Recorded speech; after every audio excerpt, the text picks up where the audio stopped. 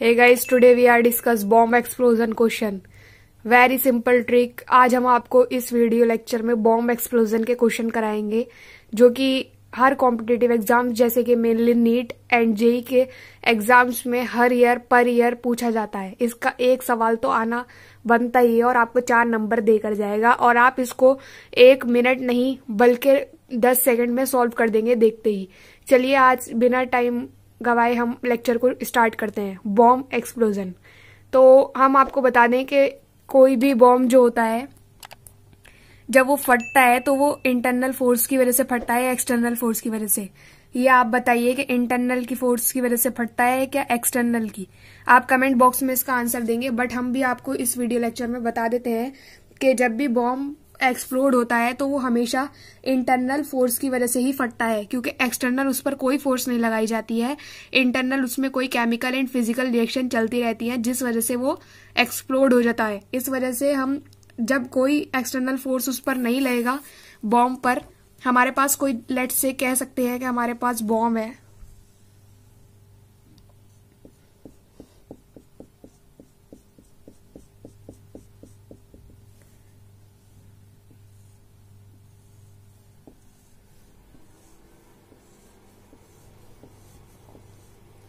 Let's say हमारे पास एक bomb है। अब हम आपको बताएंगे कि इंटरनल फोर्स की वजह से फटता है या एक्सटर्नल फोर्स की वजह से। तो हमने अभी आपको बताया है कि बॉम्ब जो है एक्सप्लोड होता है हमेशा इंटरनल फोर्स की वजह से, क्योंकि हम इस पे कोई एक्सटर्नल फोर्स नहीं लगाएंगे, हमें सिर्फ इसको लिड करना है। बाकी हम इस पर कोई फोर्स नहीं लगा रहे, जैसे कि यहाँ से लगेगा फोर्स या यहाँ से एक्सटर्नल फोर्स लगेगा, ऐसा इस पर नहीं होगा। एक्सटर्नल फोर्स की वजह से ये ना ही दबेगा, ना ही ये एक्सपेंड होगा, ना ही कंप्रेस होगा।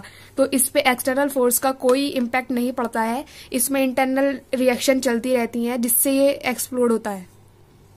जैसे कि यहाँ पर एक इंटरनल फोर्स, इसकी केमिकल रिएक्शन चल रही होंगी या फिजिकल चल रही होंगी या जो भी चल रही है, इसके इंटरनल रिएक्शन इंटरनल एनर्जी की वजह से एक्सप्लोड होता है। तो बॉम्ब हमेशा इंटरनल फोर्स की वजह से ही एक्सप्लोड होता है। जब इंटरनल फोर्स की वजह से एक्सप्लोड होता है तो ये मैनी फ्रेगमेंट में टूट जाता है, मैनी फ्रेगमेंट में डिवाइड हो जाता है। तो जब भी किसी चीज पर इंटरनल फोर्स लगती है और एक्सटर्नल फोर्स नहीं लगती तो उस जगह पर मोमेंटम आपका कंजर्व्ड होता है। जैसे कि कोई ये पार्टिकल हैं, 2 पार्टिकल हैं या 3 पार्टिकल हैं, या मान लीजिए आपको एक बॉम्ब के एग्जांपल से समझाते हैं। ये हमारे पास आपका बॉम्ब है, जब इसमें एक्सप्लोड हुआ ये, तो ये मान लीजिए 2 फ्रेगमेंट में टूटा, 2 फ्रेगमेंट में एक्सप्लोड हुआ। तो इसमें एक्सटर्नल फोर्स की वजह से कोई एक्सप्लोडिंग नहीं आई है, ये सारी इंटरनल फोर्स की वजह से आएंगी जो इसमें फिजिकल और केमिकल चलेगा। तो हम इसको इंटरनल की वजह से मानते हैं कि 2 फ्रेगमेंट में आपका डिवाइड हो गया, तो इसमें एक्सटर्नल फोर्स नहीं लगा, तो इसका मोमेंटम कंजर्व्ड रहेगा। जब भी जहां पर भी कोई एक्सटर्नल फोर्स नहीं लगता है वहां पर मोमेंटम कंजर्व्ड होता है। तो अपनी कॉपी में एक नोट बनाकर ये वाला पॉइंट बनाकर आप लिखेंगे no F external applied, no F external applied, then momentum is conserved. ये पॉइंट आप अपनी नोटबुक में लिख लीजिए, नोट बनाकर नोट डाल लीजिए अपनी नोटबुक में। No external force applied then momentum is conserved. जब भी कोई किसी भी चीज पर एक्सटर्नल फोर्स नहीं लगेगा तो वहां पर मोमेंटम कंजर्व्ड होगा। अब हम आपको एक एग्जांपल के थ्रू समझाते हैं कि इसका कैसे इसके क्वेश्चन आपके बनेंगे और आपको 4 नंबर देके जाएंगे 10 सेकंड में मिनिमम। तो देखिए कैसे।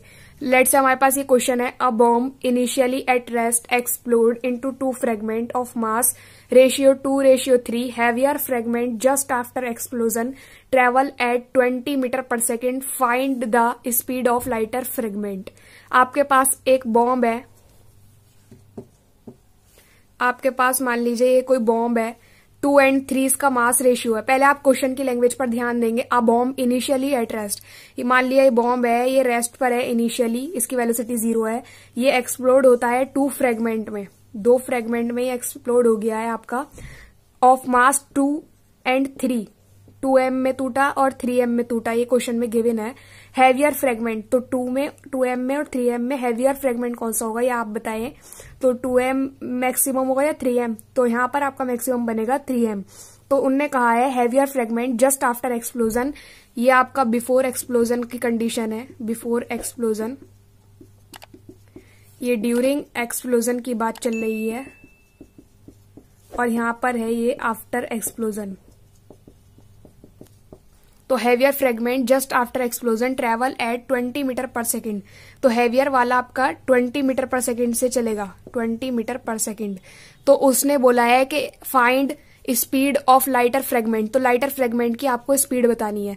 तो आपको पता होगा ये जब ये 2m का बना और ये 3m का बना, तो टोटल मास इसका 2m प्लस 3m 5m बनेगा। कोई 5m का आपके पास बॉम्ब था जो कि एक्सप्लोड होकर 2m एंड 3m में डिवाइड होगा। अब आप पूछेंगे कि आपने 5m कैसे लिख दिया, तो जब भी किसी भी पार्ट में 2 पार्ट में डिवाइड हो या 3 पार्ट में डिवाइड हो, उसका टोटल मास यहाँ पर वो बॉम्ब ले लेगा। वरना आपको क्वेश्चन में बॉम्ब का मास गिवन होगा और आपको ये भी गिवन होंगे, आपसे वेलोसिटी पूछी होगी, मोमेंटम पूछा होगा, काइनेटिक एनर्जी पूछी होगी। तो यहाँ पर 2m 3m में टूटा हुआ था, ये हमने इसको टोटल में 5m लिख दिया है। हैवियर आपका 20 मीटर पर सेकेंड से आगे जा रहा है, तो आपसे पूछा है लाइटर फ्रेगमेंट की स्पीड बताओ। तो जब हैवियर आगे जाएगा, जब इसमें कोलिजन होगा, कोलिजन ऐसे होगा, 2 इसमें ऐसे फ्रेगमेंट में टूट के एकदम भागेंगे, तो एक आगे जाएगा और एक पीछे जाएगा, एक आगे जाएगा एक पीछे जाएगा। चलिए हम मान लेते हैं कि हमें नहीं पता कि वो पीछे जाएगा, तो हम इसको इसकी स्पीड आपको आगे लेकर ही डिफाइन कर बताएंगे। हमने इसकी मान ली ये v डैश से आगे गया। अब हम आपको इसको सॉल्व कर दिखाएंगे। तो यहाँ पर कोई एक्सटर्नल फोर्स नहीं लग रही है, इंटरनल फोर्स की वजह से ये आपका एक्सप्लोड हुआ है। तो हम यहाँ पर लिख लेंगे मोमेंटम कंजर्व्ड, मोमेंटम कंजर्व्ड, यानी कि P initial is equal to P final. तो P initial m into momentum को तो आपका फॉर्मूला पता होगा, P is equal to mv, formula होता है मोमेंटम का।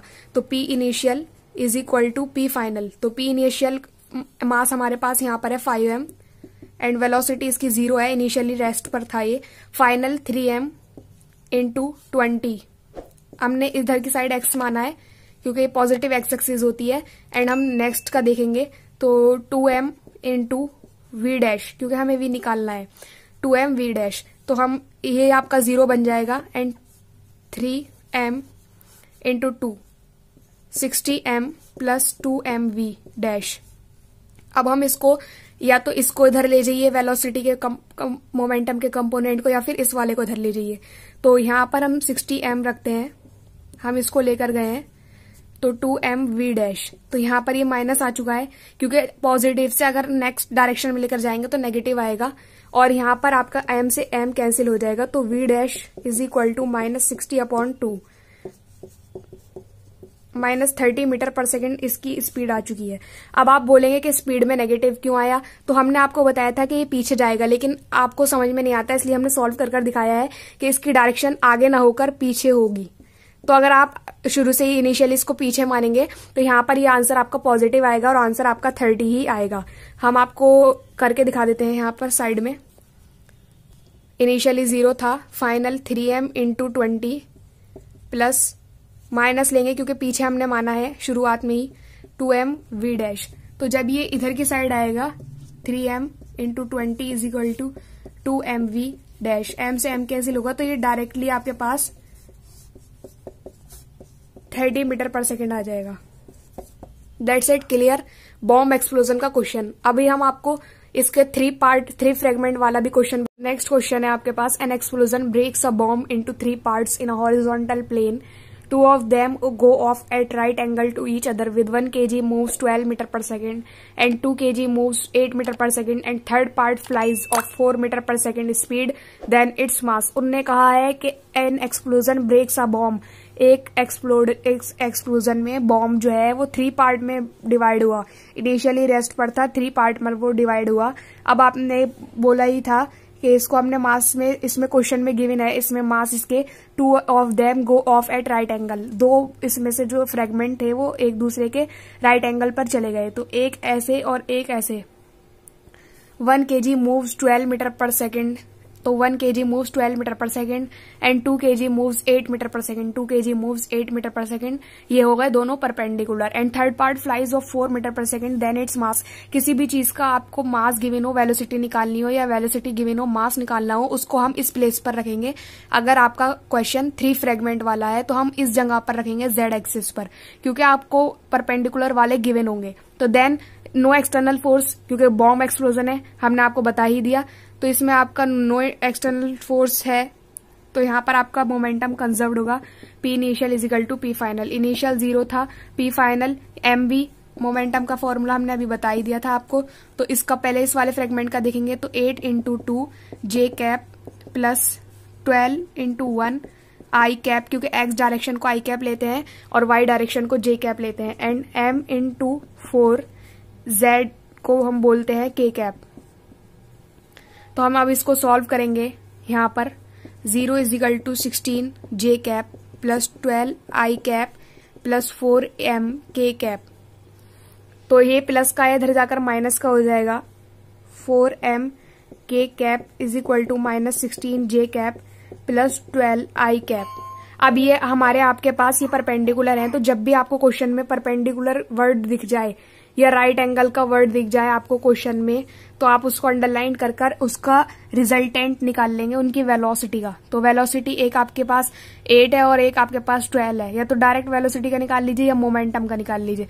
मोमेंटम है आपके पास 16 एंड 12, तो 16 एंड 12 का रिजल्टेंट निकालेंगे। रिजल्टेंट का फॉर्मूला होता है P1 square plus P2 square, क्योंकि यहाँ पर मोमेंटम है। तो P1 हमारे पास है 16, तो 16 पहले, और तो हम 16 का स्क्वायर लिखेंगे। यहाँ 16 का स्क्वायर यहाँ पर हम लिखेंगे और यहाँ पर 12 का स्क्वायर लिखेंगे।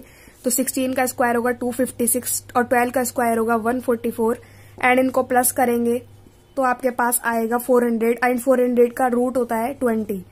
तो यहाँ पर आपके पास आपका आंसर आएगा 4m k कैप। अब k कैप को हटा देंगे क्योंकि हमने डायरेक्शन निकाल लिया। ये आपकी 20 आया इसका resultant. 4m is equal to 20 m नहीं आएगा, वो 20, और हमें m तो निकालना ही है। तो 20/4, तो 5 kg इस ब्लॉक का आपके पास मास आ जाएगा। मतलब जो इसका फ्रेगमेंट होगा ये वाला, उसका आपका मास आएगा 5 kg। हमने कैसे निकाला? नो एक्सटर्नल फोर्स, मोमेंटम को कंजर्व कर दिया है। P इनिशियल 0, फाइनल में हमने mv वाला फॉर्मूला लगाकर रिजल्टेंट निकाला। जब भी क्वेश्चन में राइट एंगल या परपेंडिकुलर गिवन हो तो हम उसका रिजल्टेंट निकाल लेंगे, वहां से हम आपको मास निकाल कर दिखा देंगे। वीडियो आपको पसंद आई हो तो वीडियो को लाइक करें, शेयर करें, कमेंट करें और सब्सक्राइब करना ना भूलें। और अपने ज्यादा से ज्यादा फ्रेंड्स में शेयर करें। फ्री ऑफ कॉस्ट आपको स्टडी एंड ट्रिक आपको हेल्प कराएगी।